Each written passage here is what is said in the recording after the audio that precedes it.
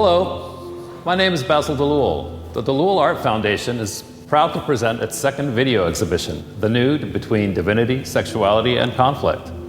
It's part of the Foundation's video exhibition series that was launched in May 2021. The exhibition includes more than 70 artworks of different mediums selected from DAF's wide-ranging art collection.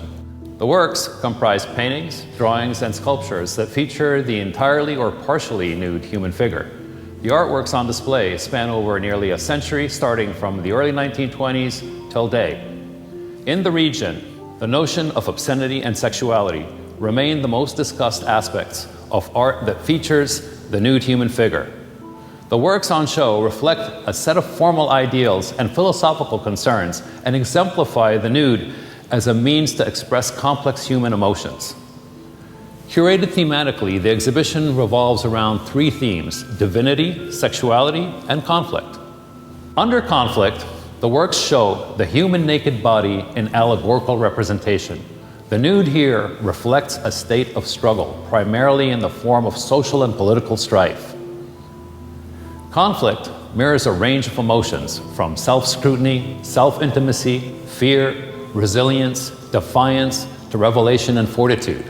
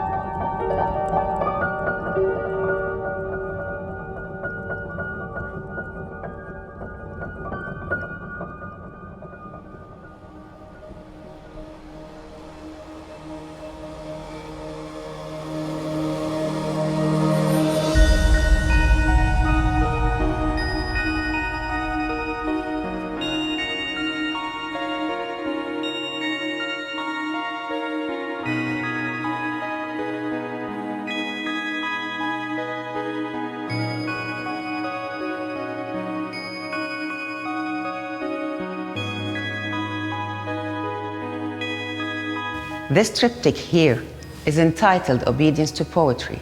It was created in 2013 by Syrian French contemporary artist Layla Mourayed, born in 1956 in Damascus. Mourayed currently lives and works in Paris, her second home since the 1980s. Her artistic production encompasses drawing, painting, photography, and most importantly, daring jeweled sculptures that shield or feature the female body. Through her works, Mourayed speaks of the struggles that women in general face. However, her themes are heavily informed by her personal experience as a Middle Eastern woman. Mourayed criticizes the hegemonic standards of beauty.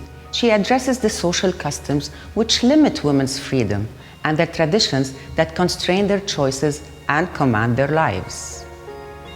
The artist defies the praxis that objectify and subjugate women, praxis which are deeply entrenched in social and religious structures.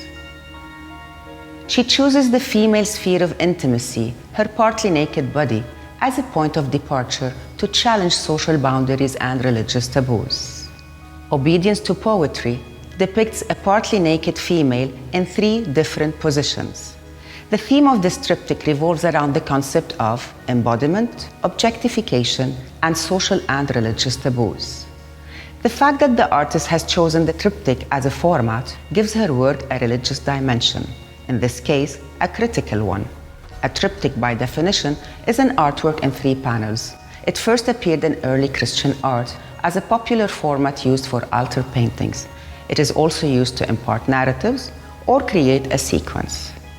This body of work is executed primarily with pencil and slight touches of pastel on paper, each mounted on canvas. The artist composed her drawing step by step, from start to finish, using graphite pencils of different hardness and black tones. By adjusting the pressure put on the pencil and the paper, the artist creates smooth transitions in tone and value, and skillfully mimics textures like skin, hair, and fabric. Her technique lends volume and mass to the model's slender and muscular anatomical figure. As this soft graphite melts under Moraywood's fingers, the artist's sensory experience puts her in a state of complete introspection. Moraywood drew those 3 pictures entirely from an actual life figure. Her model sat for a grueling length of time until the artist was done with her work. In the first section, Moraywood explores the notion of embodiment. She first focuses on the female's beauty and the setting. As we see, the model lies on her belly on a bed covered with fluffy sheets. A quilt covers her behind while her back is exposed. Though her face is concealed, we still notice her tilted head. She gazes at 2 dolls placed to her left. Moraywood accentuates her model's slim silhouette, sexy form, soft skin, and silky black hair. After spending hours and hours closely looking at the female's intimate body and sensitively drawing her detailed features, Moraywood forgets completely about her model's presence. At the end, when you have the model for hours facing you, you don't see her anymore. You see yourself, and she is not modeling anymore. She is herself. There's a moment when she forgets her intimacy, and I forget that I am looking at her intimate body also. And this is the point, this is the moment where something happens. And this is where it becomes interesting, because I can enter into the one who is facing me, and she is part of me. So there's no barrier, there's nothing between us. It's just as if we are one. It becomes like meditation, like the act itself. It becomes something very sensual and at the same time very intimate. The artist becomes one with her model, or more accurately, with her model's depiction in the drawing. As such, Moraywood demonstrates a lived experience of embodiment. She embodies the process of bringing her model to life. In this, Moraywood creates a sense of self and experiences the idea of being and becoming woman through the prolonged and arduous physical act of drawing a female's body. Experts across many fields such as philosophy, sociology, and psychology have studied the relationship between the body, mind, and self. Descartes, for instance, separated the mind from the body. Early Western feminists endorsed this dualism. Later feminist thinkers linked the body to the self. This subject took center stage with the publication of The Second Sex in 1949 by French philosopher and feminist Simone de Beauvoir. Along with other phenomenologists like Merleau-Ponty and Jean-Paul Sartre, de Beauvoir recognized that to be present in the world implies strictly that there exists a body which is at once a material thing in the world and a point of view towards the world. This body is not simply a biological entity. It is a lived body, constituted and felt through the eyes of others, and it is the body as seen by others.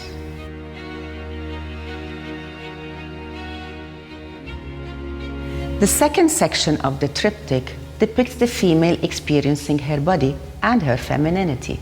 She leans her upper body forward, lifts her left shoulder up, and extends her thigh out.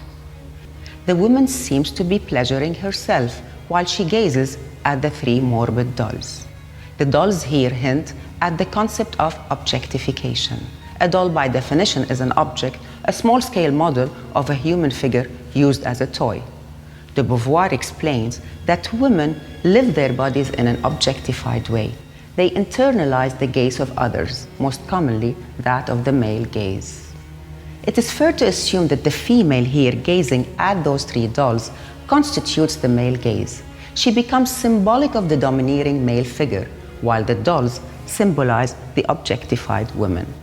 In this section, Muraywood examines the place of woman within a patriarchal society, a woman who struggles between the private inner self and the public performative self.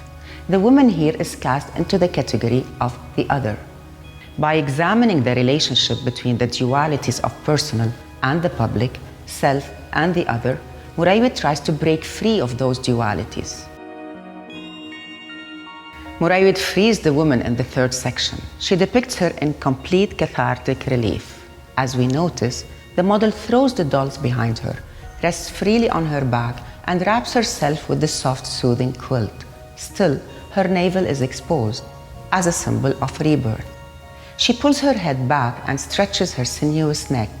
Muraywood highlights her inky black hair, which seems like a shadow. The female's hair here, and in Muraywood's practice in general, hints at the idea of veiling and unveiling. In that, Muraywood challenges religious taboos. The veil has been questioned by several Middle Eastern feminists in recent history. For instance, Egyptian feminist and activist Huda Sha'rawi removed her veil in public at a Cairo train station in 1923. Harvard divinity professor Layla Ahmad explains how the veil was a rarity during the 1940s throughout the 1960s in Cairo, where she grew up, and in other Arab and Muslim cities. The veil seemed irrelevant to both modern life and Islamic piety. Muraywood herself argues that the veil was first used to protect men and women from the sun or the wind. For Muraywood, a female's hair is a symbol of femininity, and the practice of veiling, once politicized through religion, had become a symbol of oppression. Looking closer at the drawing in this section, we notice that the surrounding and the fluffy bed sheets have vanished. The setting dissolved into a swirling void, an undefined parameter, an imaginative space, a space of liberty and relief that the artist has always yearned for.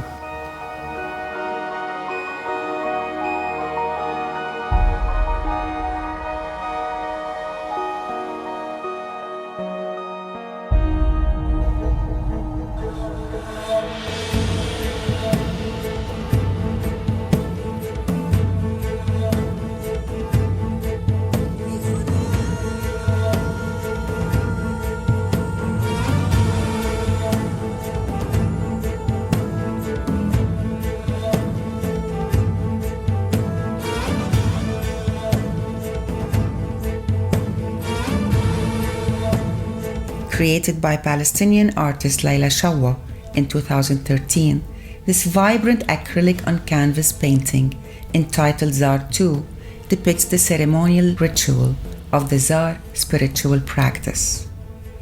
The Zar is a complex healing ritual. It refers to both the ailment caused by spirits that possess humans and the rituals practiced to pacify those spirits. The Zar cult is found throughout northern and eastern African countries such as Sudan, Egypt, Ethiopia, and Somalia, and some Middle Eastern countries. It is assumed to involve women mainly. The entirely nude female figure featured in Zar 2's painting is symbolic of women's quest for freedom and liberation from social customs and traditions that restrict their lives. Some refer to the Zar cult as a gender war between spouses. Women who disobey their husbands are often accused of being possessed by evil spirits. Women in Egypt and Sudan consider the Zar ceremonies to be a relief from family and societal constraints. As shown in the painting, during the ceremony, women are dressed joyfully and smeared with henna. They dance in a trance-like routine and perform body and hand movements. At the same time, they sing loudly to express their feelings.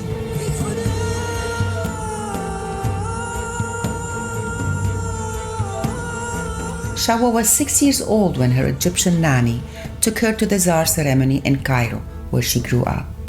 She explained how women danced themselves into a state of frenzy and total euphoria. The possessed patient tore her clothes, becoming entirely naked, Shawwa recalls. Layla Shawwa depicts nudity in her Zar 2 painting as an ultimate symbol of women's liberation.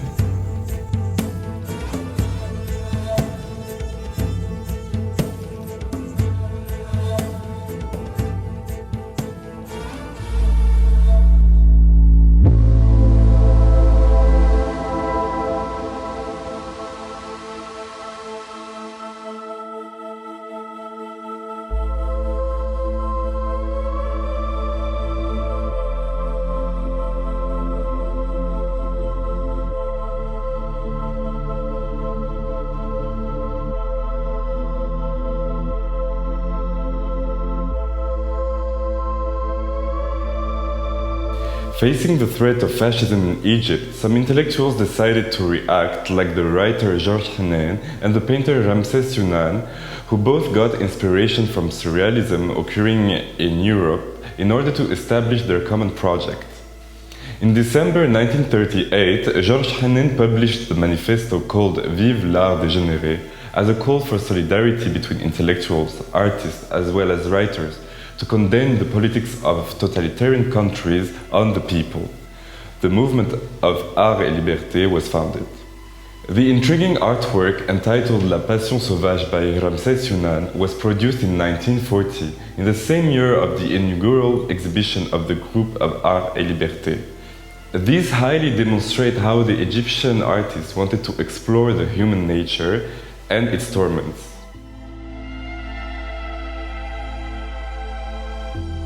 The scene is completely darkened by a dark palette of colors which slightly reveals a strange character in the middle of the composition. The woman seems to be running away from something, either a danger or a situation that she cannot handle anymore. She also looks like she is struggling, as we can see her shouting, and as her body is in a very bad physical condition. Here, Ramses Yunan represented the female body in pain, almost weak. As we can see, she is walking on her knees.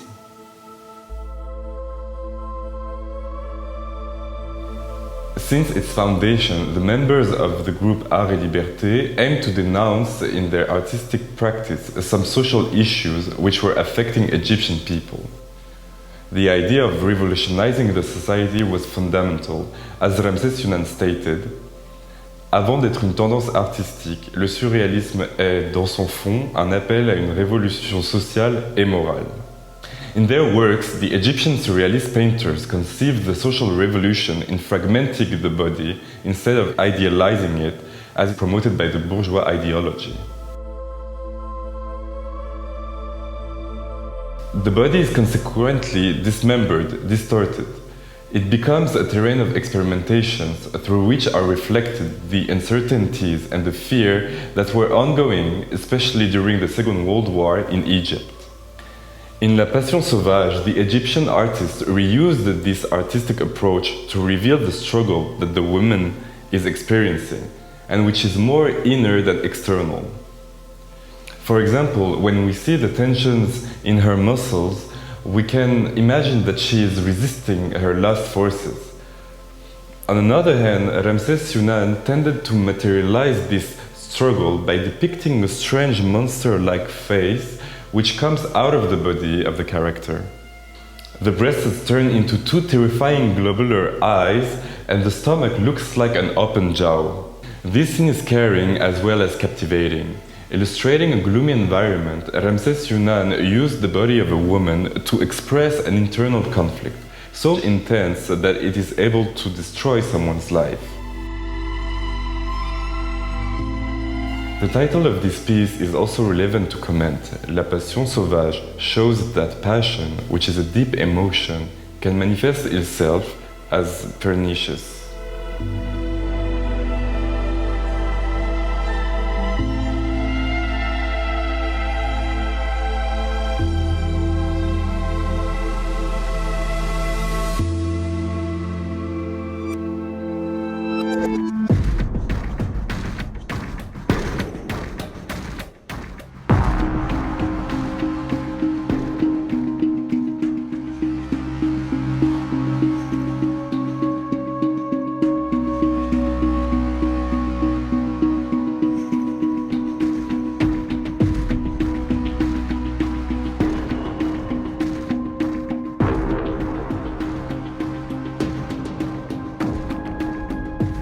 Aside from sexuality, desire, and self-embodiment, the naked human body expresses complex emotions. Hani Zarab depicts his entirely naked figure in Siege number 4 to express a feeling of entrapment and the experience of incarceration. Siege number 4 is an acrylic on canvas painting executed in 2004. It is part of a series of paintings entitled Siege, centered around the artist's figure and created between 2004 and 2006.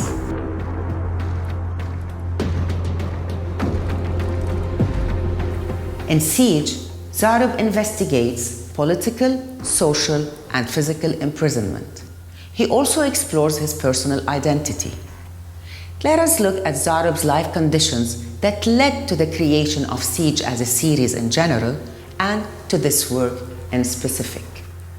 Hani Zarab was born in 1976 in Rafah refugee camp in Gaza. For most of his life, Zarab felt entrapped. He first experienced the acute sensation of entrapment during the first Intifada or uprising in 1987, when the Israeli authorities imposed curfews. Zarab, a young teenager back then, had to be confined at home for months. Following the Intifada, the Israeli authorities closed off the occupied territory of Gaza. They demanded that all Palestinians acquire permits issued by the Israeli Defense Forces to move between Gaza, East Jerusalem, and the West Bank. When Zarab decided to pursue his education in Nablus in 1994, the Israeli authorities denied him an exit permit from Gaza. Ultimately, he moved to Nablus and he became an illegal resident in his own country, facing the constant threat of deportation. In year 2001, Zarab found his way to Ramallah for work. The same year, the second Intifada erupted. The Israeli Defense Forces invaded the West Bank and Ramallah fell under siege in 2002. That year, Israeli soldiers detained anyone they deemed suspicious. They raided Zarab's apartment, destroyed his paintings and art supplies, and arrested him for being an illegal resident in Ramallah. Zarab was detained at Offer prison for 53 days, enduring torture because he refused to cooperate with the Israeli intelligence. An interrogator even broke his hand in a deliberate attempt to end his career as an artist. Zarab was eventually released from prison and received a notice of deportation from Ramallah. In defiance, he remained in Ramallah, however, under siege. Having returned to living as an illegal resident in Ramallah, Zarab felt alienated. He limited his movement to 3 square kilometers within the city to avoid deportation. Besides the physical confinement, Zarab despised the fake and comparatively glamorous lifestyle in Ramallah that was boosted by foreign financial aid following the Second Oslo Peace Accord.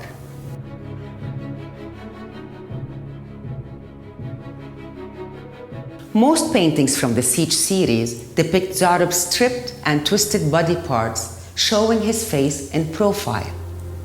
In creating these images, Zarab used 2 mirrors to reflect his own figure, becoming the painter and the model at once. It was only in Siege number 4 that the artist depicts his face in frontal view, looking directly at the mirror or his onlooker. Siege number 4 was the only painting where the artist shows his figure as blatantly naked, revealing his sex organs. Here, Zarab's naked body is portrayed as both a subject of political resistance and defiance and an object of repression and persecution. مجموعة حصار كلها عملياً كنت فيها عاري، ولكن بهاي اللوحة بالذات يبدو أكثر واضح وجلي مثل ما أنت قلتي وعملياً كاشف، يعني لحد مش لفكرة الإباحية أو لفكرة الجسد أكثر ما إنه لفكرة إعلان الذات، بمعنى الغير مبهم الواضح. أخذت صورة لأقول أنا هون وأنا رسام وأنا حر، شو ممكن أعمل؟ لأنه أنا هو أنا، مش أنتوا اللي بتقرروا مين أنا. Zarab created Siege number 4 during a workshop, which was followed by an exhibition. It was organized by the Palestinian Association for Contemporary Art, founded in 2004 and financed by the Norwegian government. The organizing committee required that artists explore contemporary means of expression in creating their works, such as conceptual art, installation art, performance, and photography. In the beginning, Zarab experimented with photography, but for the exhibition itself, he insisted on painting, the medium that best expresses his art. He rejected the idea of having a committee impose contemporary media. He felt entrapped by that ask, this time an artistic entrapment. This feeling triggered the memory of his physical imprisonment in 2002. Siege number 4 was the fastest and most spontaneous painting the artist has ever executed. He painted it in a stream of consciousness. He woke up amid the night, took a blank canvas surface, and commenced his work. He finished his blue-soaked painting in barely a couple of hours. During the exhibition, Zarab considered expanding the concept of his painting's frame as a challenge to the committee's demand. In the process, he turned the painting's display into an installation. Zarab placed a gallon of blue paint and a pair of boots soaked also with blue paint 2 meters away from his painting, and marked his footsteps, which led to the painting. The whole body of work reflects Zarab's many experiences of entrapment, the harshest of which was his imprisonment at Offer prison. As we see, Siege number 4 depicts the naked artist crouching, mimicking his position when he was put in solitary. Still, he features his arms as oversized and elongated, asserting his role as a painter. Zarab's figure sits against a dim background. The canvas is washed in shades of blue, lashed with white and black brush strokes. His haunched figure is infused with frozen colors that create a deep sense of vulnerability. Zarab specifies his onlooker's position. His onlooker could be a person or a haunting reality, such as the repressive Israeli state, the carceral society he grew up in, his investigator in prison, or the restrictive contemporary art scene. In his upward-looking position, the artist places his onlooker hierarchically above him in a state of authority. It is this authority in specific that Zarab is confronting with his exposed body. His body in its purest form, naked, becomes a symbol of defiance. أنا شخصياً بعتقد إنه لما الفنان بيرسم الجسد العاري هو بيكون تطهير لجسد. هي فكرة تأكيد على مبدأ معين خالي من أي مواربة أو أي شيء يغطيه. With one hand resting on the floor and the other grasping a painting tool, the artist signs his name as a free man and certainly a painter. He announces his presence, locking eyes with the viewer. His gaze is at once defiant and consumed. Zarab once expressed, and I quote, "Through my naked exposure, I present myself to you as one who has nothing to hide. Painting grants me freedom from the prison you confine me in."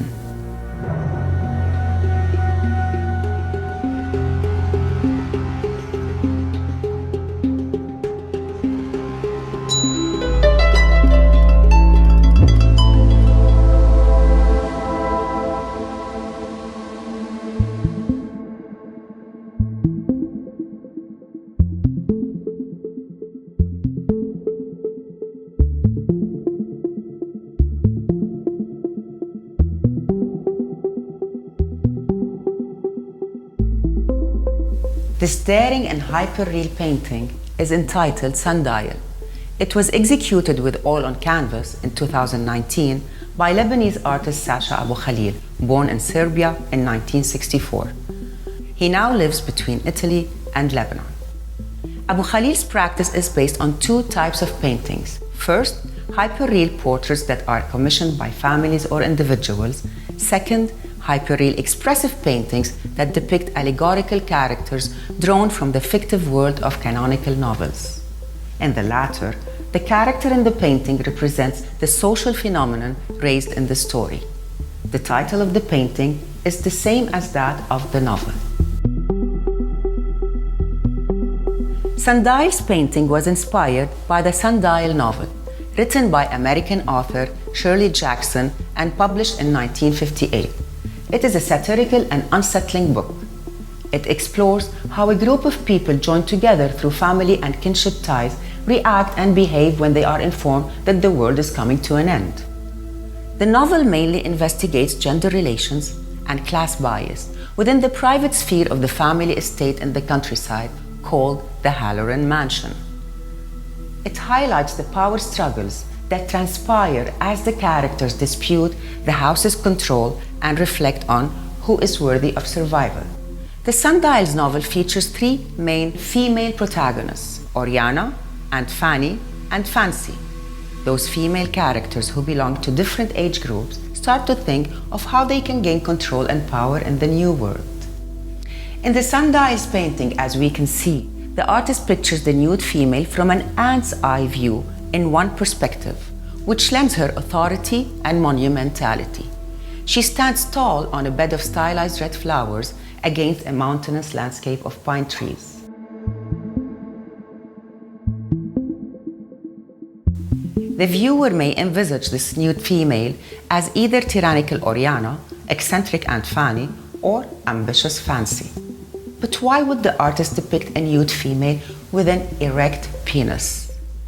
To analyze this erotic depiction beyond the frame of the Sundial novel, we first need to shed light on the many symbolic interpretations of the penis across the history of art and within the framework of psychoanalysis.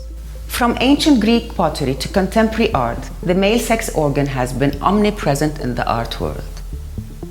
In classical art, the representation of the erect penis or its mimetic symbol, the phallus, was mainly related to the gods of harvesting and fertility, in addition to sexuality, health, and luck.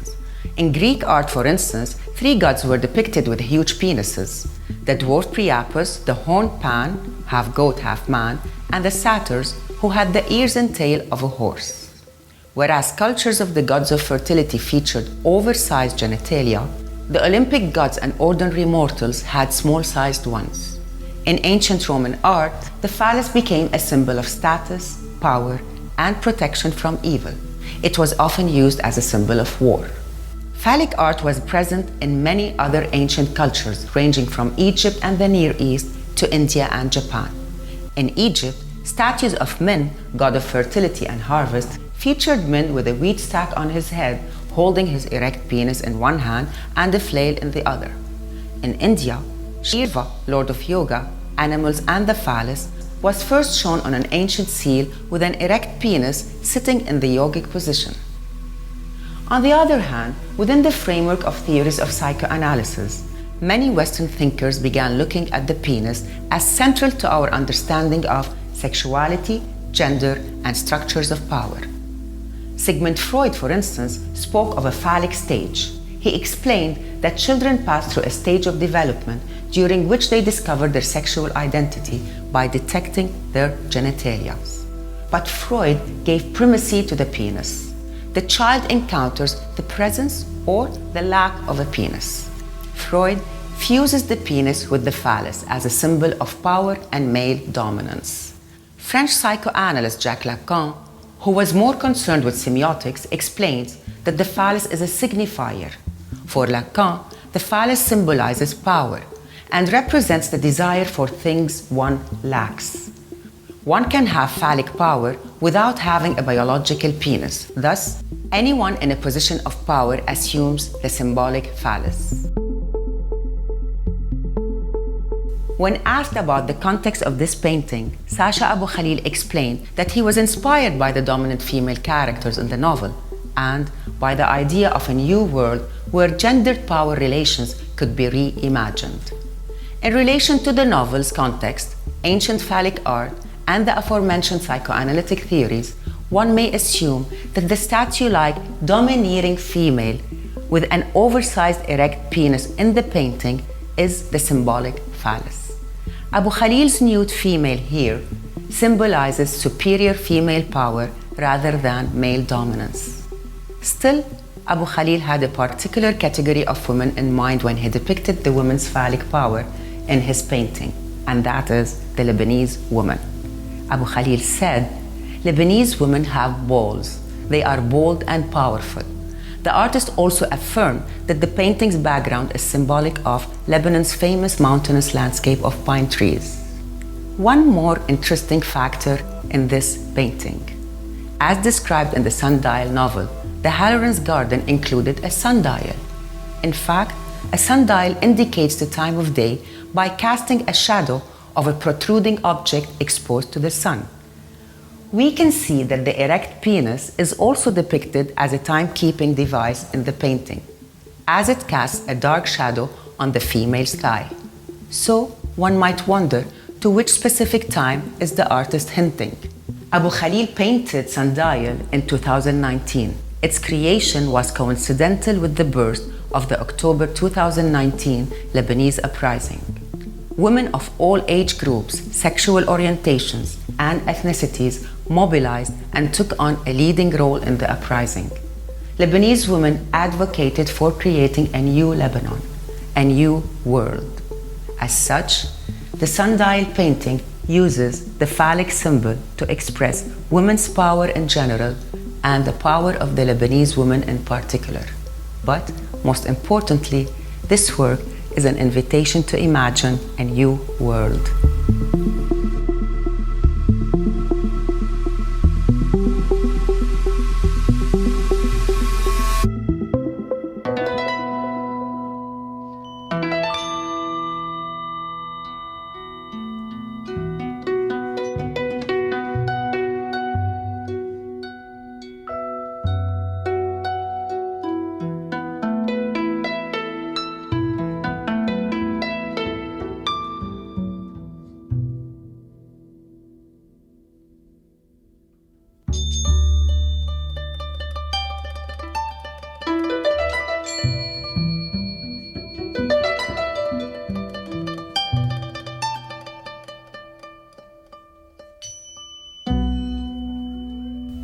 The naked human figure here portrays fragility, struggle, and the instinct for survival.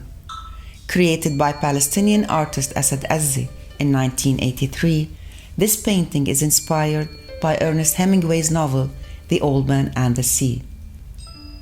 The story speaks of an old fisherman's struggle at sea and reflects his resilience in the face of such struggle.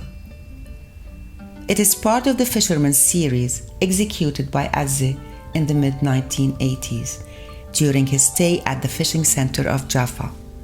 Azzi was taken by the fisherman's endurance and unending anticipation for a catch. Azzi was also influenced by the fictive writings of author and politician Emil Habibi. Habibi's work reflects the conflicts and loyalties experienced by Palestinians living as an Arab minority in the Jewish state of Israel. Azzi himself is an Israeli Arab, born in Shafa Amr in Lower Jalili to Druze parents of Syrian and Lebanese descent. He belongs to a religious and ethnic minority in Israel and is treated as a second-class citizen. Azzi's work investigates the notion of hybrid identity and mirrors the struggles of that reality. The fisherman represents Azzi's alter ego, an individual with whom he identifies. The fragile man stands on the sides of a canoe with a visibly flaccid penis, symbolic of his vulnerability. He maintains his steadfastness and holds his wooden paddle to balance himself in the shaky waters. The fisherman's figure is featured powerfully naked, stripped of all cultural and political markers. His skin, though, is marked with wrinkles and blotches from the punishing sun, illustrating hardship. Despite the adversities, Azzi holds on to life, enduring through the Palestinian struggle. In this fragile figurative representation, Azzi portrays his own resilience to continue searching for his identity and purpose.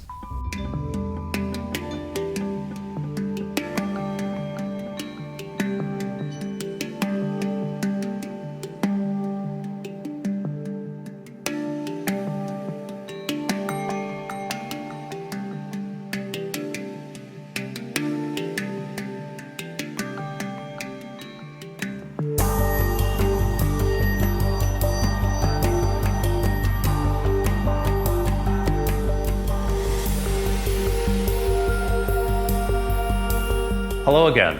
I hope you enjoyed our second video exhibition, The Nude, Between Divinity, Sexuality, and Conflict, organized by the Dalloul Art Foundation and curated by Wafat Rose, a senior associate at DAF. The nude is a universal visual theme in art history. Our aim in this exhibition was to shed light on the complex facets of nudity as an artistic theme. Allow me to end this show by presenting two remarkable metal sculptures created by my dear friend Abdurrahman Qatanani. Abdurrahman Qatanani is a Palestinian contemporary artist born in 1983 in the Sabra refugee camp in Beirut.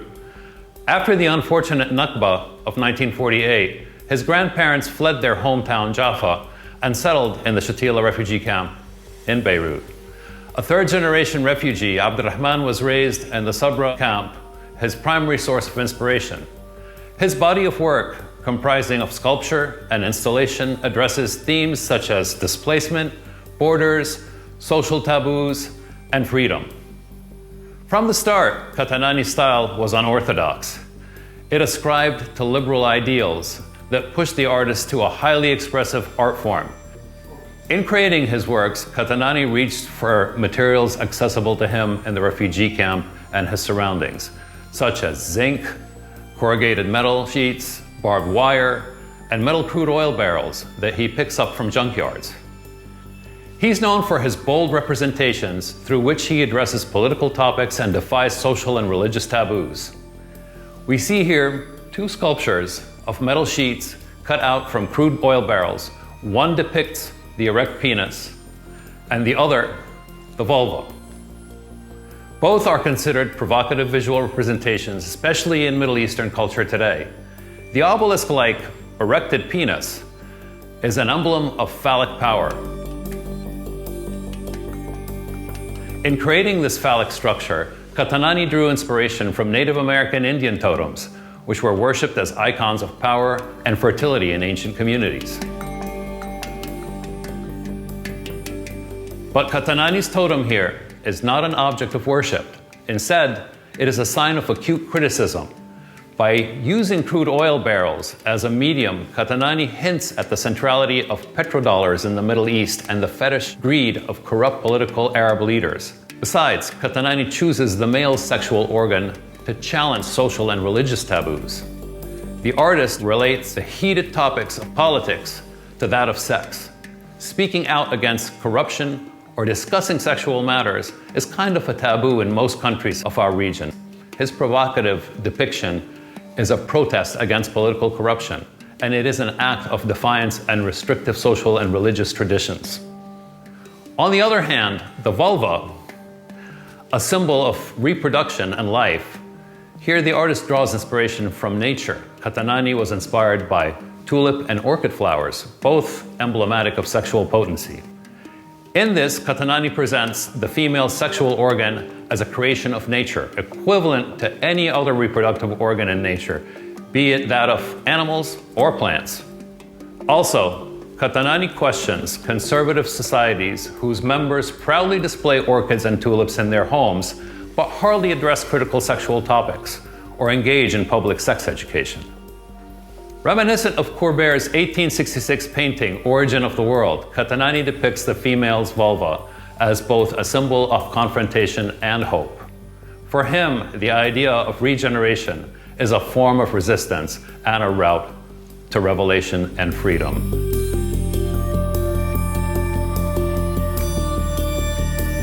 I hope you've enjoyed this video presentation and look forward to seeing you again during our next one. Stay tuned.